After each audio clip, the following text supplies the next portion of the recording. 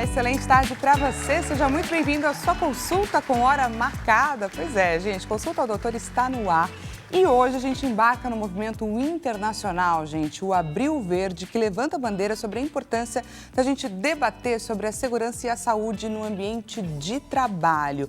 E aí eu te pergunto, você é feliz no seu ambiente de trabalho? Você se considera uma pessoa realizada? Você passa aí por grandes desafios? O ambiente de trabalho te deixa ansioso? Te deixa estressado? Pois é, a gente precisa falar sobre questões que são muitas vezes silenciadas no dia a dia. A gente vai falar a respeito da saúde mental hoje no ambiente corporativo, já que a gente vive no país, gente, onde os números são infelizmente alarmantes, viu?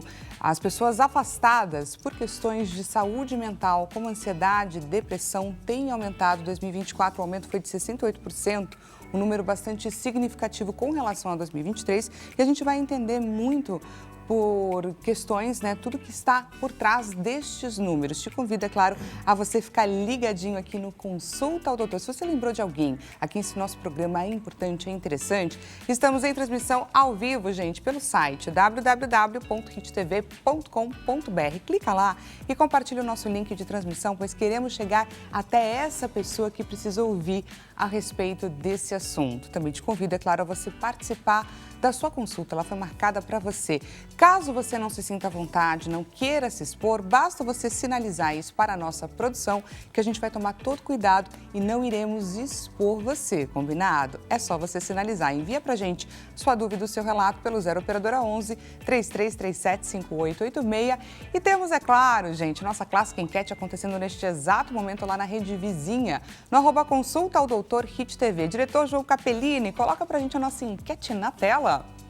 Vamos lá, gente. Saúde mental no trabalho, esse é o nosso tema de hoje. Questões que precisam deixar de ser invisíveis, na sua opinião. Impacto do excesso de trabalho, assédio moral e abuso de poder. Pois é, falta de escuta e também falta de acolhimento. É, na sua opinião, uma questão que precisa vir à tona, ou medo de se expor e de ser rotulado. Entra lá e clica na alternativa que você considera a mais importante que precisa vir à tona, combinado? Então, gente, vamos conhecer um pouco mais a respeito dos especialistas que estão aqui para trazer conhecimento e debater sobre esse assunto tão importante na nossa tela. Vamos lá, Edgar Salum-Bull, perito judicial do trabalho. Ele atua há 20 anos na área de perícias, tendo iniciado seu contato com o tema ainda na infância, ao acompanhar os pais em discussões e casos relacionados. Com participação em cerca de 8.000 processos trabalhistas, destaca-se pela experiência, domínio técnico e compreensão do legislador. Edgar defende, gente, a importância da prevenção, destacando que muitos só procuram auxílio quando o problema já está instalado, que poderia ser evitado com uma mentalidade mais prevencionista. E agora a gente vai conhecer a respeito do Ednilton Santa Rosa, doutor em psicologia. Com 33 anos de experiência na área da psicologia, sua trajetória profissional nasceu de uma identificação genuína com os desafios da saúde mental. Ao longo da sua carreira, tem observado como a pressão por resultados se tornou um dos principais obstáculos no ambiente organizacional. Em sua prática, busca constantemente equilibrar a escuta atenta, o rigor técnico e a ética, compreendendo que esse tripé é de fato essencial para uma atuação profissional transformadora. Olha que bacana, gente. Sejam muito bem-vindos. Muito obrigado. Obrigado. Agradecemos demais a presença de vocês para falar sobre esse tema, gente, que é tão importante, que está... Atualmente, a gente vive um processo de transformação, não é, Edgar? Exatamente, né? Primeiro, boa tarde a todos, boa tarde, doutor, Dani. Muito obrigado pela participação e da oportunidade de a gente falar sobre esse assunto tão delicado e importante, né? Como mesmo você falou, no ano passado a gente teve esse dado, um dado oficial, desse boom, né, de casos de afastados em relação a questões de saúde mental, né? Vamos trazer à tona um pouco melhor esses dados? Claro. Que eu trouxe aqui muito no começo, passei meio que batido, mas os números a gente está falando de mais de 470 mil profissionais afastados por questões de saúde mental. Exatamente. São 400, veja, se a gente for fazer uma pesquisa, né, você tem cidades, né, ainda mais aqui no Brasil, que é um país continental, né, a quantidade de pessoas que isso representa, são quase 500 mil pessoas, né, meio milhão de pessoas afastadas por questões de saúde mental, né? E no cerne da questão, a gente tem esse grande debate, que isso está latente, né, nacionalmente no âmbito da saúde e segurança do trabalho, que é a alteração normativa que nós tivemos agora na norma regulamentadora número 1 do Ministério do Trabalho, falando da obrigatoriedade, né, das empresas apurarem, no âmbito da ergonomia, o levantamento dos riscos psicossociais. Porque é uma coisa muito importante, Dani, e já mexendo em assuntos polêmicos, até que ponto, né, esses afastamentos eles são exclusivamente relacionados a assuntos vinculados às atividades, vinculados ao trabalho, ou não, né? Ou afastamentos vinculados a assuntos que são fora do âmbito laboral, do âmbito ocupacional, né? A gente sabe que o mundo que a gente vive hoje, né, doutor, com internet, com as informações sendo muito rápidas, né? A gente posta uma coisa aqui, a pessoa que está no Japão, a 12 horas do fuso horário, ela já está olhando lá, né? Então, isso gera diversas questões, diversas situações em que a gente não necessariamente estejam vinculados ao trabalho e a gente precisa realmente fazer esse trabalho de separação para que as organizações, né, sejam empresas públicas, privadas, elas possam se organizar e tomar medidas mitigadoras desse tipo de risco, né? Exatamente. O doutor estava falando sobre essas questões, né, esse levantamento que foi feito. E aí eu queria entender um pouco mais, porque existe o desafio da gente entender da onde que veio esse problema, né, que muitos profissionais enfrentam com relação às questões de saúde mental, se vieram de fato do trabalho ou se vieram de outras questões como familiar, enfim, de outras áreas. E a gente tem também outras questões que estão relacionadas com isso, não é, doutor? Sem dúvida, eu penso que a maneira como você aborda a questão é bastante importante porque nos faz pensar que esse problema ele não é isolado. Você não pode simplesmente entender que essa questão está vinculada ao trabalho. Contudo, o dia a dia, o ambiente do trabalho, ele acaba expressando situações que são marcas, né, do nosso momento atual. E sabe o que é interessante pensar? Hoje a gente está falando da questão da saúde mental no trabalho, mas tem um psicanalista francês, Christophe Dejoux, que em 1980 ele publicou um livro chamado A Loucura do Trabalho, no qual ele descrevia e ele alertava para o fato de que dificuldades oriundas do processo do trabalho provocam situações que prejudicam a saúde mental. Veja, em 1980, né? Uma coisa bastante importante para a gente poder pensar, né? E ainda mais hoje, o que você estava falando, bom, de onde que vem isso? Existe uma condição na sociedade atual que a gente precisa levar em consideração, que é a invasão dos nossos espaços privados.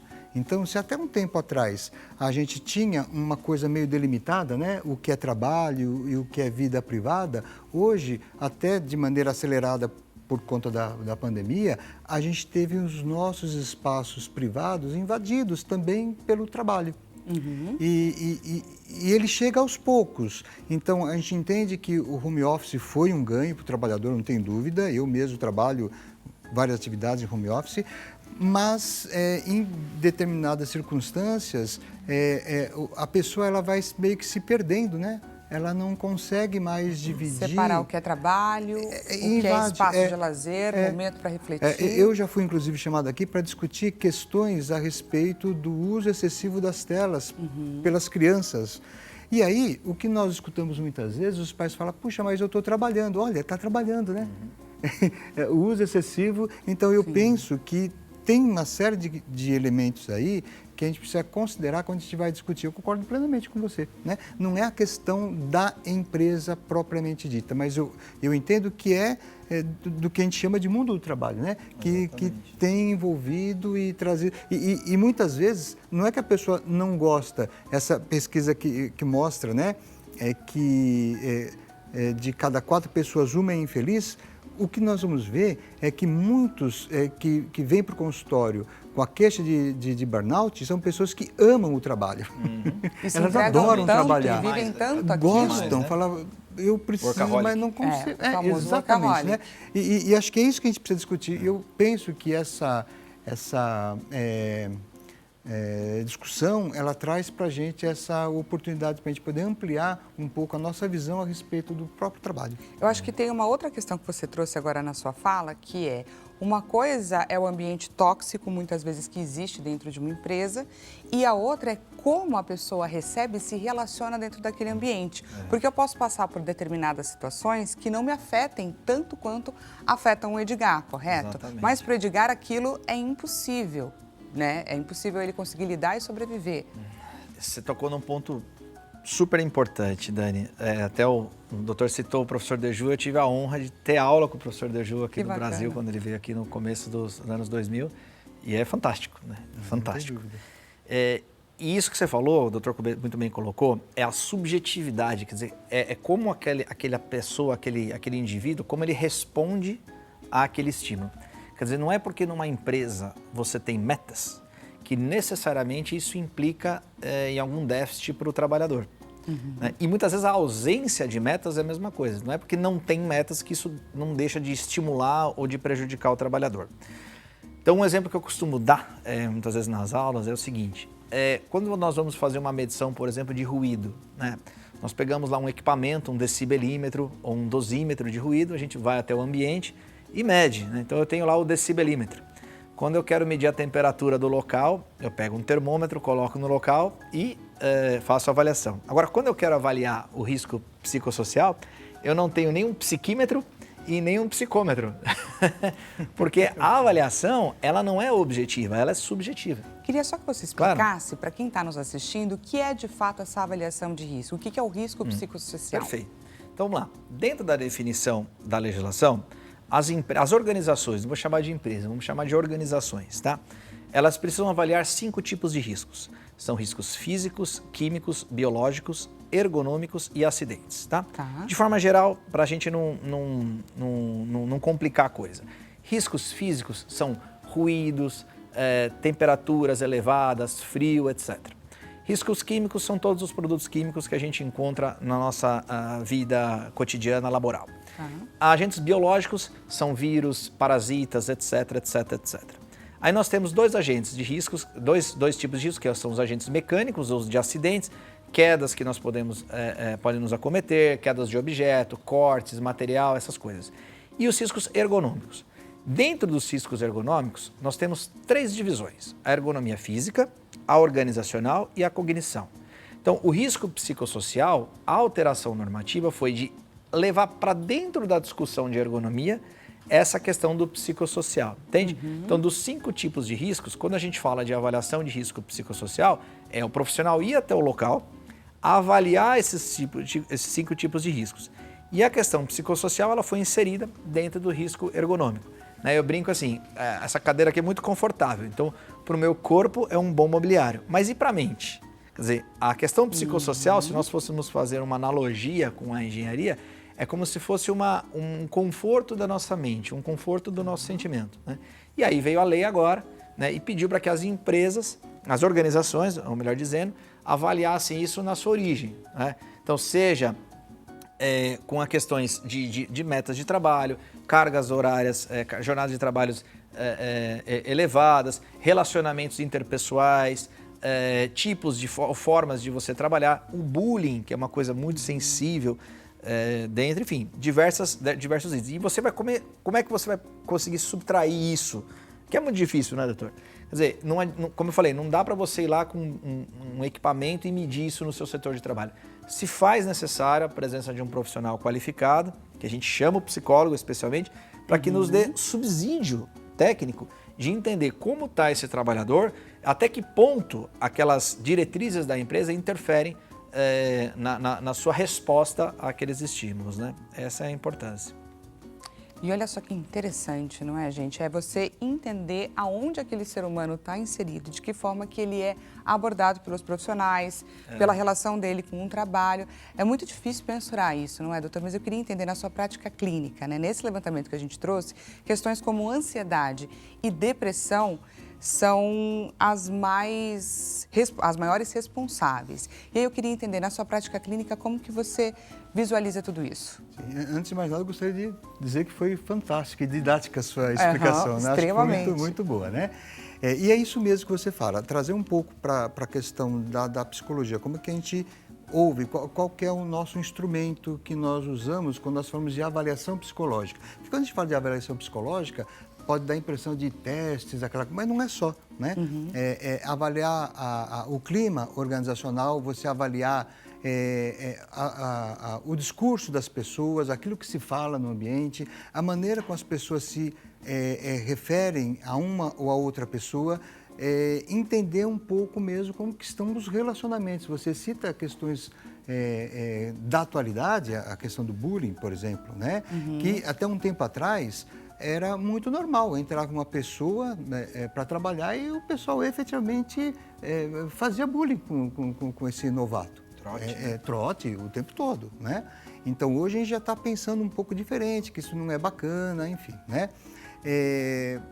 Quando a gente pensa que o indivíduo que está na organização, na empresa, que ele está desenvolvendo as suas atividades, ele tem uma vida fora, quando ele vai para o local de trabalho, ele não vai isento daquilo que está acontecendo em casa. Então, por exemplo, se você sai para trabalhar e deixa o seu filho com febre, você não vai ter a mesma disponibilidade de produtividade se você sair, não vai. Então, eu entendo que é interessante a gente poder considerar isso, né? Poder entender que pode acontecer, que é o que você estava trazendo, né? Quer dizer, não são coisas do trabalho propriamente dita, mas eu entendo que pelo fato da gente passar o maior tempo da nossa vida, geralmente, no trabalho, o trabalho é um local específico para a gente poder detectar e entender o que está acontecendo com aquele colaborador, para poder entender que muitas vezes a produtividade dele está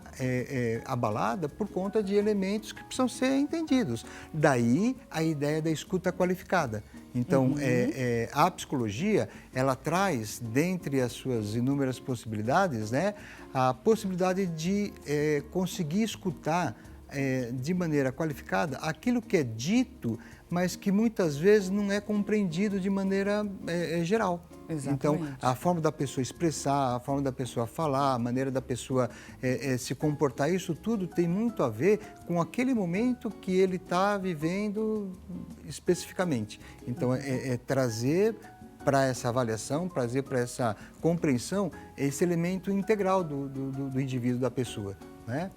Perfeito. Dani, se você me permite Claro. uma consideração, doutor, né? Olha a profundeza da avaliação que você tem que fazer. Isso para uma pessoa. Nós temos organizações aqui no país que tem 500 pessoas, 1.000 trabalhadores, 30 mil. Nós temos empresas que a gente atende tem 50 mil funcionários. Sim. Quer dizer, como você fazer um levantamento tão fino, tão delicado, em cima de cada mente, em cima de cada pessoa. Por isso Estamos falando de vidas. De vidas, exato. Esse levantamento psicossocial, a dificuldade é que a legislação ela agora está obrigando que a gente faça uma avaliação objetiva sobre algo que não é tão objetivo assim. Eu diria que é algo extremamente subjetivo, ao contrário. Mas nós precisamos de uma ferramenta objetiva. E aí é a grande confusão que a gente está vendo no mercado empresarial atualmente. Quer dizer, qual é a ferramenta que eu vou utilizar para fazer uma avaliação subjetiva desse porte, né? Quer dizer, quando nós vamos para uma consulta clínica, por exemplo, o doutor sabe muito melhor do que eu aqui, o psicólogo ele não vai fazer um checklist objetivo, responda sim ou não. Exato. Não é? Mas, para fins da legislação, as organizações elas precisam comprovar que elas estão fazendo algo. Mas aí a gente tem uma outra esfera, que é a questão do sigilo profissional. Então, não dá para, por exemplo, uma empresa, por exemplo, ela vai ser fiscalizada, tá certo? E a empresa fala assim, não, esse funcionário, ele disse isso numa avaliação. Isso não pode acontecer.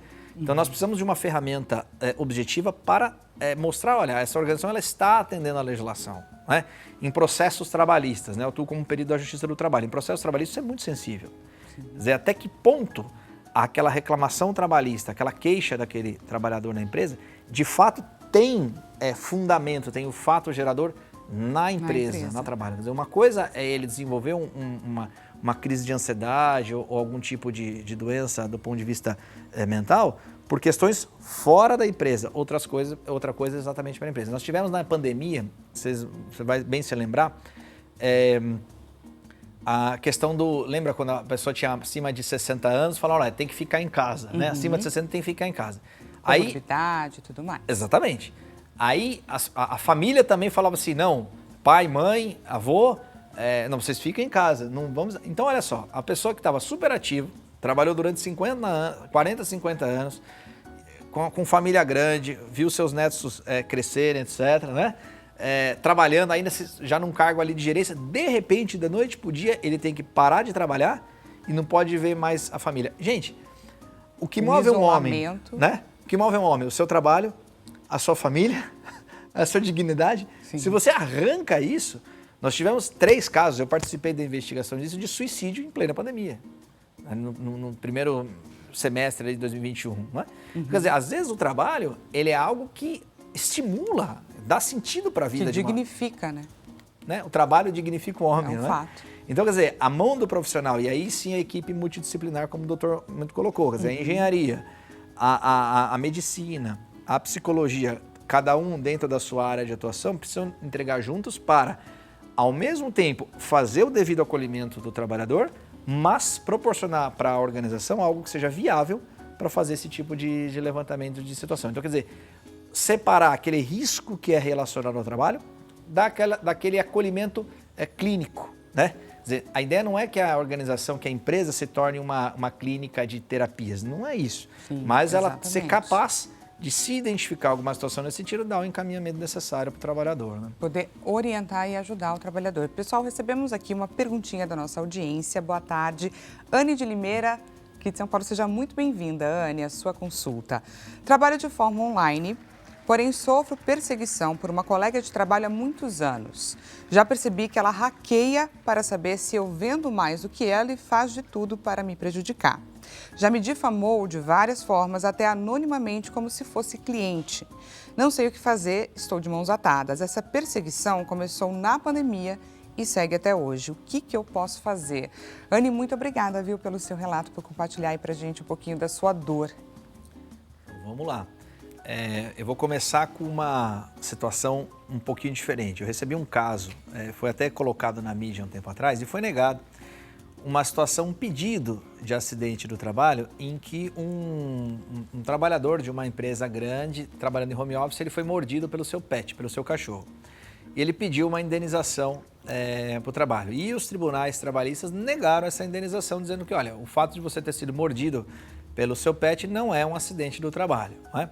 E qual foi a natureza disso? Que embora ele estava ali a serviço da empresa, no exercício da função, o fato de ele ter um pet na casa, um cachorrinho na casa dele, não era uma exigência, uma obrigação da própria empresa. Então, o nexo com a empresa foi quebrado. Agora, no seu caso, Anne, existe, pelo que você está comentando, um nexo direto com a relação de trabalho permanente, ou seja, considerando que a pandemia começou em 2020, pelo menos 5 anos de perseguição, como você está falando. Então, isso é uma típica situação de risco psicossocial relacionados ao trabalho. O que cabe aí? Existem empresas, organizações em que já possuem canais de denúncias, anônimos na maioria das vezes. O próprio Departamento de Recursos Humanos já possui uma sistemática para acolhimento dessas situações. Se você vê abertura nesse sentido, está aí uma forma de você procurar anonimamente algum canal nesse sentido. Se eventualmente você tiver abertura também dentro da gestão de recursos humanos, departamento pessoal, é uma outra forma de você canalizar. Esse levantamento que a legislação está obrigando que as organizações façam, a partir agora de 26 de maio de 26, ele visa justamente rastrear isso. E aí se divide em 3 etapas. O primeiro, mapeamento, que é pegar o que você está falando. Segundo, tratamento, que é sugerir algo para a empresa para resolver esse problema. E por fim, o monitoramento, que é permitir que isso não aconteça a partir do momento que seja solucionado. Para você que está gostando aqui do nosso bate-papo, a gente vai para um rápido intervalo e já voltamos com mais consulta ao doutor. Te espero.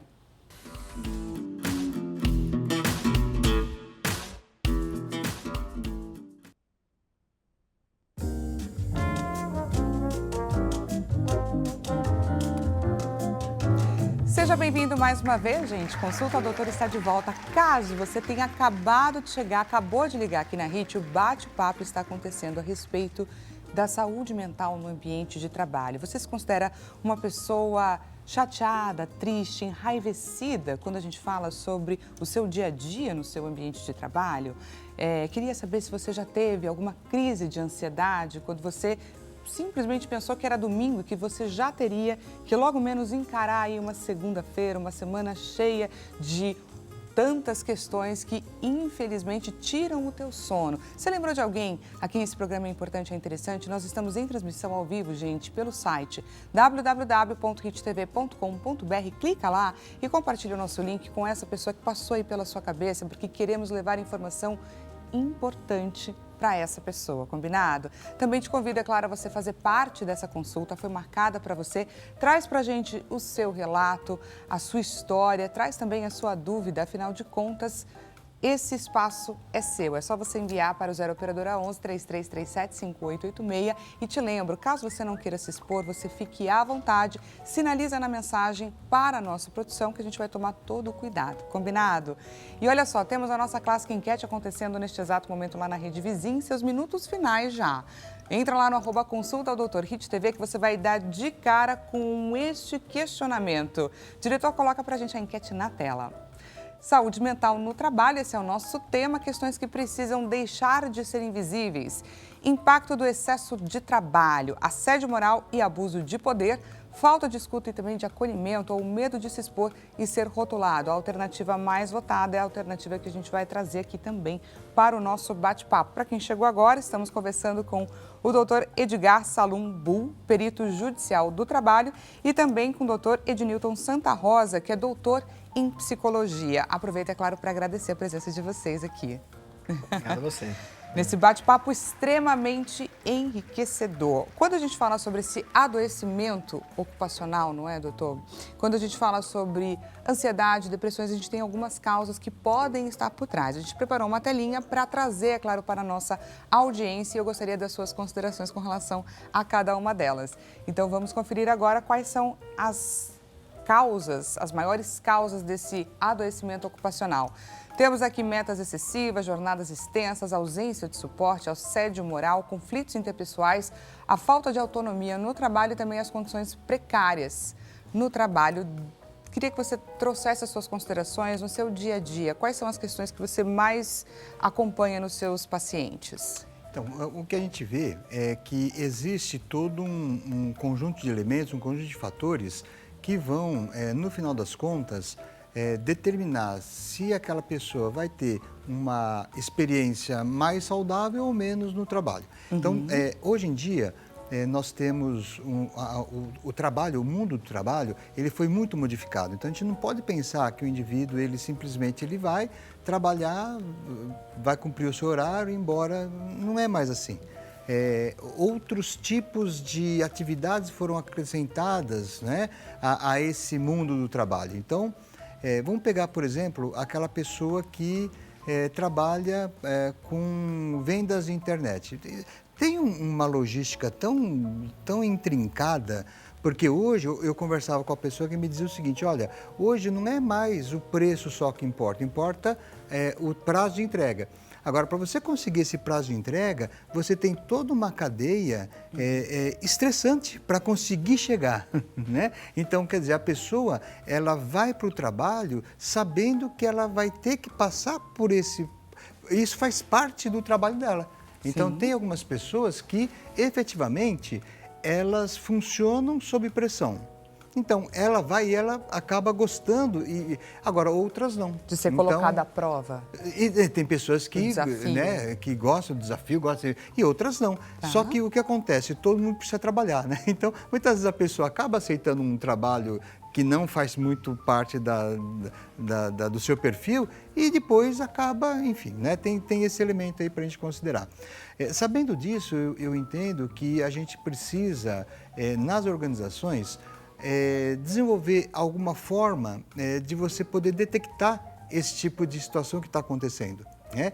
Porque tem determinadas profissões que você não vai conseguir fazer com que a pessoa trabalhe de maneira relaxada, tranquila, né? Mas como é que você vai detectar, como que você vai chegar nesse ponto, né?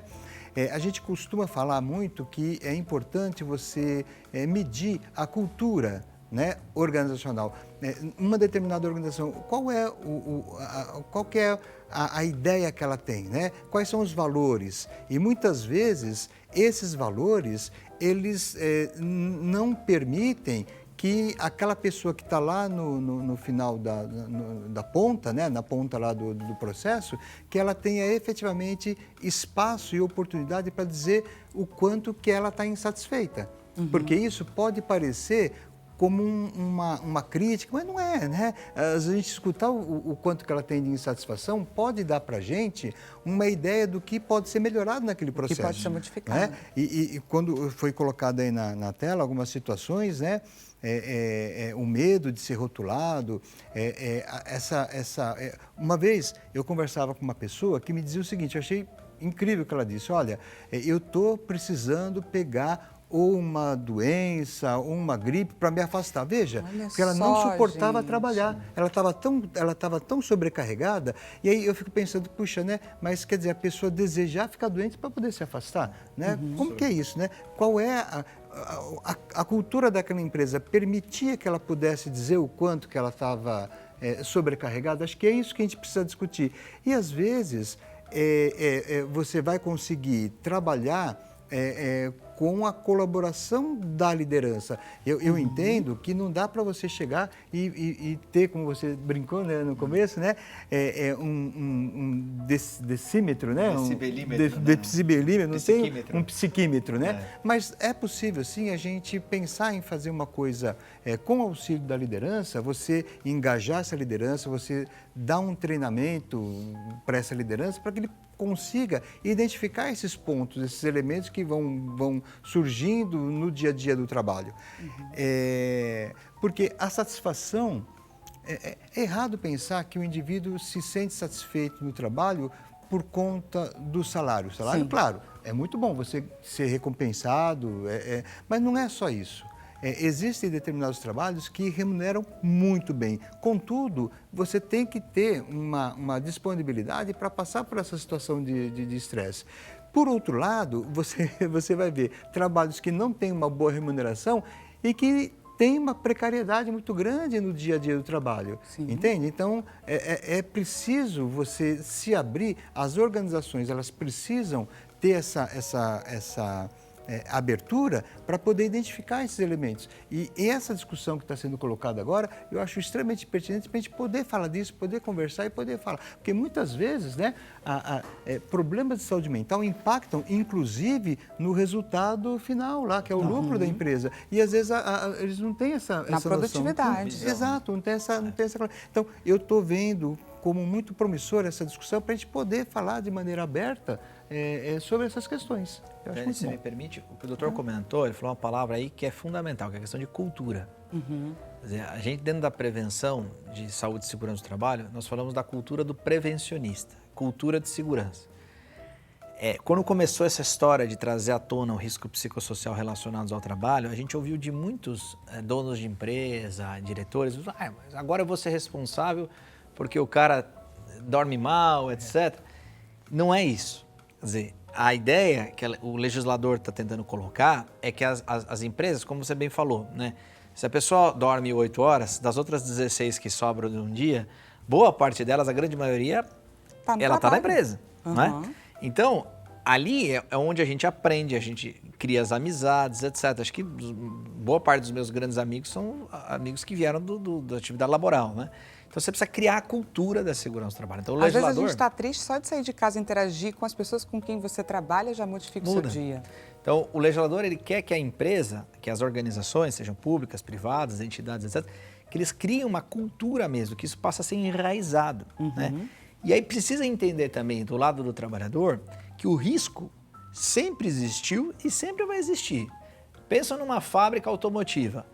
Ruído sempre vai ter, não tem como não ter ruído lá. Sim. Agora, o que nós temos que tomar cuidado é o controle ocupacional. É a forma da gente controlar, de direcionar esse risco. O que não pode é o que a gente via lá há muito tempo atrás, gente morrendo, ficando surdo, etc. Ainda a gente sabe que existe, mas muito menos do que antigamente. A exploração, né? De fato. Exatamente. Quer dizer, a compra, nós temos, inclusive, por exemplo, o adicional de insalubridade, previsto na nossa legislação, né? Está lá na CLT, artigo 95, 92, lá fala da insalubridade, Quer dizer, se você olhar de uma forma prevencionista, o que é? É a compra de alguns anos de vida do trabalhador. Quer dizer, isso em muitos países isso não existe, mas você tem lá. Então, o que cabe a gente, prevencionista? A colocar medidas que sejam mitigadoras, ou seja, não é medidas que vão neutralizar o risco por completo. São medidas que vão administrar esse risco, ou seja, levar isso para níveis que sejam confortáveis, que a pessoa possa trabalhar. Um vendedor que não tem metas, praticamente a função do vendedor já é intrínseco, isso ele trabalhar com metas, né? A empresa, uma empresa privada, ela tem finalidade lucrativa de continuar crescendo. Então, a gente precisa saber trabalhar com isso. E aí envolve, como o doutor falou, escutas qualificadas, dinâmicas de equipe, dinâmicas de grupo, segurança na liderança. Quer dizer, quando a informação é passada para você de forma clara, de forma cristalina, você entende aquilo que você precisa fazer. Quer dizer, mas isso não se faz da noite para o dia, isso é uma cultura. O uso de equipamentos de proteção individual. Tem muitas empresas hoje que você não consegue nem passar da portaria se você já ali não tiver um calçado de segurança, se você já não tiver ali um protetor auricular. E agora é a vez do risco psicossocial. Então isso o doutor traz muito bem, nós podemos falar isso. Quer dizer, essa conversa que nós estamos tendo aqui, talvez se não tivesse o legislador tomar essa iniciativa, a gente não estaria tendo a oportunidade de levar para o público essa discussão que é tão saudável, né? Contribui, e é um processo meio nebuloso enquanto ele acontece. Mas com certeza ele vai vir a trazer grandes benefícios, tanto para a empresa quanto para o trabalhador. E eu fico até imaginando quantos gestores não vão dizer, puxa, mas eu nunca tinha parado para pensar nisso. Mas, você entende? Sim. Eu acho que a discussão ela é sempre benéfica. Eu acho que sempre traz elementos para a gente poder mudar a maneira de ver, de entender, porque tem isso. Você passa grande parte da sua vida trabalhando na administração e às vezes você não se dá conta de uma série de elementos que estavam aí e você não via. E trazer para a sociedade... Invisível, perfeito. E trazer discussões como essas, você vai quebrando o silêncio e vai tornando a coisa visível. Eu acho bastante interessante. Temos mais relatos da nossa audiência. De uma pessoa aqui que não quer se identificar, iremos respeitar, é claro, o seu desejo. Eu sou professora de Educação Física e estou afastada há quase 1 ano por conta de crises de pânico, ansiedade e depressão. Entrei em 2023 e me afastei por 3 meses por conta da depressão.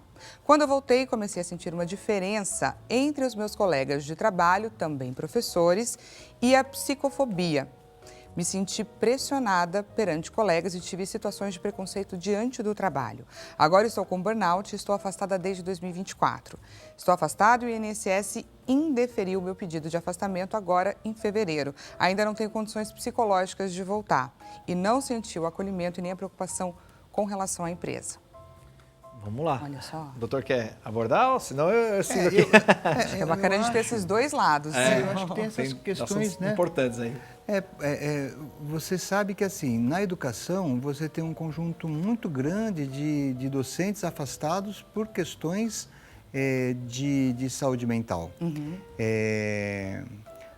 O trato... É triste, né? Veja, a pessoa que se formou, ela fez uma faculdade... Que se dedica a formar os outros. Se dedica, né? E aí ela entra numa situação como essa, é bastante complicado, né? Mas você vê, sim, né? No dia a dia, e eu trabalho com educação, né? A gente vê no dia a dia do professor, da professora, uma condição bastante difícil para você lidar, né? Então, se a escola é pública, você vai enfrentar uma sala com 30, 35 alunos. E não é fácil você lidar com as coisas que acontecem, porque não é... Veja, você tem lá as crianças, não é você estar lá na frente, não tem didática que dê conta disso. E muitas vezes se coloca no professor a responsabilidade por uma situação que é estrutural. Então, quer dizer, o professor tem que se virar, ela é professora de educação física. Eu conheço outros professores de outras disciplinas que falam, Nilton, olha, não dá, a gente tem que entregar a sala no final do ano com as crianças alfabetizadas, mas existem tantas coisas, tanto para a gente poder lidar, que é praticamente impossível. Fora o trabalho que se leva para casa. Então,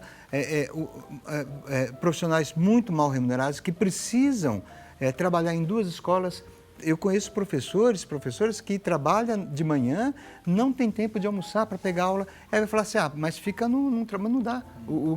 A remuneração é muito baixa, né? E fora isso, ainda tem que se aprimorar, então sobra, então a pessoa não consegue, né? Então, ela acaba não sendo é vencida só o fato... então, por essa realidade. É toda uma dinâmica. E você está com crianças, né? Acho que o professor deveria ser melhor reconhecido, porque você está falando da primeira infância, você está falando da adolescência, pessoas que precisariam estar aí, né? E a pessoa deprime. Por quê? Porque ela sabe, ela tem clareza que ela devia ter um outro papel e ela não consegue ter. Sabe, isso é muito complicado, porque ela está lidando com seres humanos e ela tem certeza, que nessa professora de educação física, ela tem certeza que muitos dependem da disponibilidade. Ela não consegue, ela deprime, ela não consegue, percebe? Então isso vai se perpetuando. Dani, né? eu vou comentar como chama a nossa espectadora aqui? Ela falou? não quis Ela não se identificar. identificou, por isso que eu não gravei o nome, né? Então, é uma questão bem objetiva para ela, que eu acho que isso é muito importante. Então, ó, quando você tem o seu benefício lá pelo INSS, que é o órgão mãe dos benefícios do nosso país, indeferido, em tese, e muito provavelmente a gente não viu o seu caso em detalhes, mas provavelmente ele está dizendo que você precisa retornar ao trabalho. Existe uma hierarquia objetiva em relação à questão médica, que é a medicina, o médico do INSS, que é o perito, vamos dizer assim, oficial. Depois é o médico do trabalho da sua empresa, que você trabalha, e depois o médico assistencial. Então veja, quando o INSS te libera para o trabalho, é obrigação da organização, porque a gente não sabe se é público ou privado, é obrigação da organização readequar esse posto de trabalho às suas necessidades biopsicofisiológicas, compreende? Então isso é fundamental. A organização que tiver isso consciente, ela vai chamar a nossa espectadora para conversar e tentar não, é a obrigação dela, e readequar esse posto de trabalho de uma forma que ela consiga efetivamente trabalhar.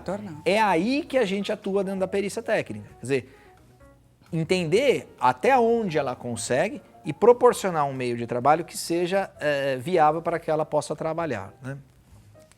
Muitíssimo obrigada pelas considerações de vocês.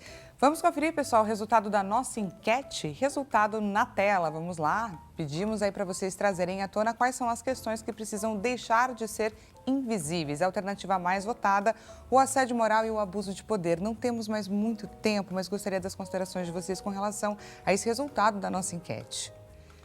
Vamos lá. Assédio moral e abuso de poder. Isso realmente, eu quando vi os números, as ações, eu achei que ia realmente dar isso. A gente tem, quando você fala de assédio moral, inclusive nós falamos aqui da NR1, né, a primeira norma trabalhista, mas também temos a NR5, que é a norma da Comissão Interna de Prevenção de Acidentes e Assédio, né? Existe uma previsão legal, a NR5 ela fala isso, que as organizações precisam se preocupar com o assédio. E o assédio é uma coisa muito delicada, porque ela envolve o emissor e o receptor. Então, muitas vezes a gente percebe que as pessoas que são acusadas de assediar, algumas delas, elas não percebem o que elas estão fazendo. Outras fazem e fazem com dolo, fazem com maldade. Né? Isso inclusive, nós temos previsão no Código Penal de crime, mas tem muitas pessoas que às vezes isso é invisível de fato. Então, olha, a gente tem reclamações de você. Não, mas eu não faço isso. Eu não sou xenofóbico, eu não tenho preconceito, mas na prática não é isso que acontece. Então, a resposta clara e objetiva é cultura organizacional, cultura de saúde e segurança. Então, as empresas elas têm que se conscientizar que elas possuem isso enraizado e, ao longo do tempo, procurar medidas mitigadoras para que isso seja abordado de forma natural, as pessoas se conscientizem e parem de fazer esse tipo de situação. Suas considerações, doutor? Então, vou de novo falar do Dejur, né? Porque quando ele lança essa publicação, A Loucura do Trabalho, ele vai falar exatamente que o problema do trabalho está aí, está nas relações, né? Não está em questões mais objetivas, está nas relações, né? Então, mostra que 45 anos depois, a gente ainda precisa continuar discutindo Vivemos essas essa questões. realidade que é tão complicada, tão difícil. Sim. A gente gostaria demais de agradecer a participação de vocês aqui. O tempo foi insuficiente para a gente falar sobre todas as questões que envolviam esse assunto, porque realmente é um assunto que rende muito, mas muito obrigada pela participação de vocês. Eu que agradeço. E olha, para agradeço. quem gostou de conhecer um pouco mais a respeito desses doutores, da forma como eles pensam, eu te deixo o convite para vocês entrarem em contato com eles, Edgar Bull, perito judicial, deixa à sua disposição, gente, o Instagram, edgar.perito, e o WhatsApp, 0 operadora 11 97654 8015. E o doutor Ednilton Santa Rosa, doutor em psicologia, também deixa à sua disposição o Instagram, Ednilton Santa Rosa, o site, edniltonsantarosa.com, e ele também deixa à sua disposição o WhatsApp, 0 operadora 11 94477 1008. Mais uma vez, muito obrigada. E, gente, para vocês que mandaram aqui pra gente relato, questionamentos, iremos responder, é claro, lá na rede vizinha, no @consulta ao Dr. Hit TV. Não ficarão sem resposta, sem as considerações dos nossos doutores, combinado? Muito obrigada pela companhia, um excelente final de tarde. A gente volta a se encontrar amanhã nesse mesmo horário, 16 horas. Tchau!